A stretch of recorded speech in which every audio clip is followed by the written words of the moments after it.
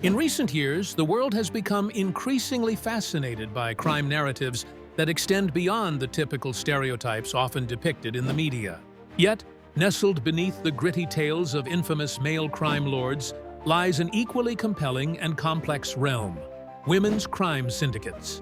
Today, we unravel the disturbing truths behind these organizations, which have long operated in the shadows, far from the prying eyes of mainstream media. As we explore the fascinating but often chilling world of women's crime syndicates, we must first confront a myth: that organized crime is a male-dominated field. While it's true that men have historically been more visible at the helm of criminal empires, women have played crucial roles, often underrated yet powerfully impactful. The allure of power, financial gain, and influence knows no gender, and women's involvement in organized crime stretches back centuries. Let's journey to the early 20th century, when a name synonymous with fear and respect echoed through the streets of Harlem: Stephanie St. Clair.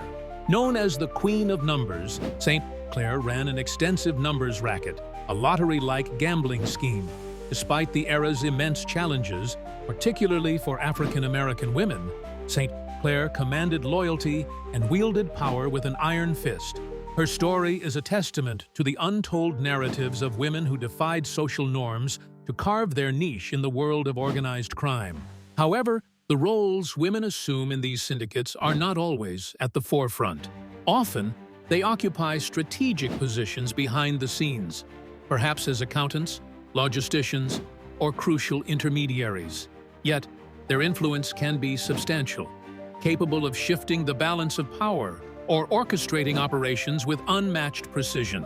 In Mexico's drug cartels, for instance, women like Sandra Ávila Beltrán, famously known as the Queen of the Pacific, have been pivotal.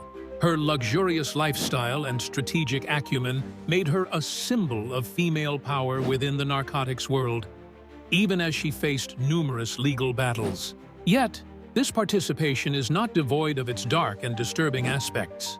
The rabbit hole of women's crime syndicates reveals exploitation, often coercion, manipulation, and betrayal among their ranks. Many women find themselves entangled in these networks not out of choice but circumstance, trapped by poverty, victimization, or forced into roles by male counterparts.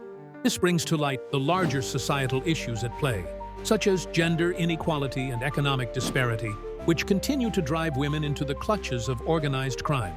Moreover, the international sex trafficking rings present some of the darkest sides of women-led crime syndicates.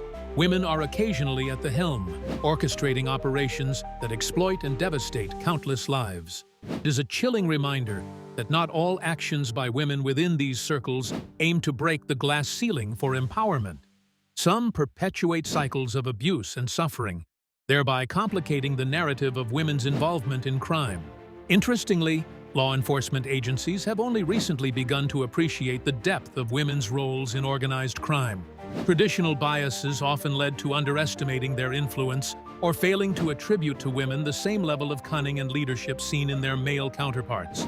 This oversight has sometimes allowed female leaders to operate under the radar, effectively building empires while authorities focused predominantly on male figures. Though the narrative of women's involvement in crime syndicates sheds light on their capability and cunning, it also calls for a nuanced understanding of the socio-economic factors that drive their participation. Addressing these root causes is crucial in creating pathways out of the criminal underworld for those trapped within. As we conclude, remember that the world of women's crime syndicates is as multifaceted as the women who inhabit it. These tales of power, ambition, and sometimes tragedy urge us to look beyond the headlines and challenge preconceived notions about gender and crime. They compel us to engage in deeper discussions about justice, equality, and the societal constructs that shape human behavior. By illuminating these truths, we take a step closer to understanding the intricate tapestry of crime and the diverse players within it, reminding us that stories of crime, like all human stories, are never black and white.